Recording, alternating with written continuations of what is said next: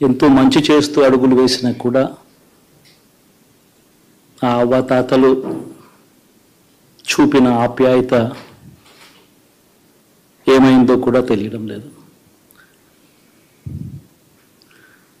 దాదాపుగా 1,05,00,000 మందికి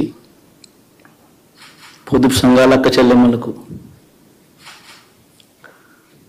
మంచి జరిగిస్తూ వారి కష్టాలనే మా కష్టాలుగా భావిస్తూ ఇచ్చిన ఏ మాట తప్పకుండా అన్ని రకాలుగా వాళ్ళకు అండగా ఉంటూ ఆసరాతో తోడుగా ఉన్నాం,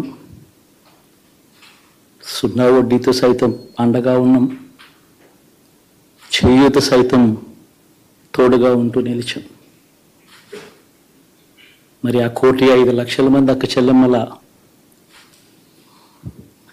ప్రేమాభిమానాలు ఏమయ్యాయో తెలియదు.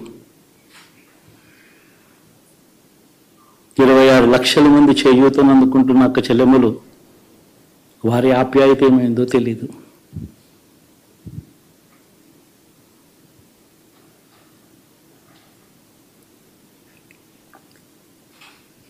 పిల్లల చదువుల కోసం ఏ తల్లి ఏ తండ్రి ఇబ్బంది పడకూడదు అని మొట్టమొదటిసారిగా పూర్తి ఫీజులు ఇస్తూ తీసుకొచ్చి అందగా నిలిచాం.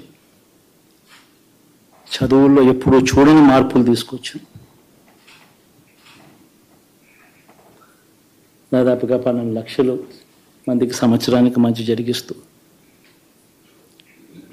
ఆ పిల్లలు ఆ తల్లుల అభిమానం ఏమైందో కూడా తెలియదు.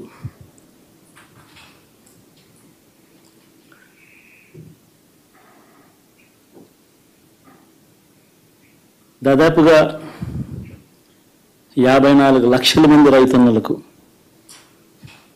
గతంలో ఎప్పుడూ చూడని విధంగా జరగని విధంగా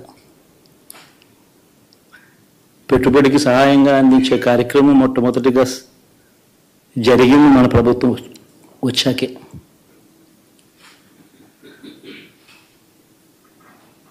మరి అంతగా రైతన్నలకు తోడుగా ఉంటూ రైతన్నలకు రైతు భరోసా ఇవ్వడం కానీ, సమయానికే వారికి ఇన్పుట్ సబ్సిడీ ఎప్పుడు జరగని విధంగా సీజన్ ముగిసేలోగానే ఇచ్చే కార్యక్రమం కానీ, ఉచిత ఇన్సూరెన్స్ కానీ,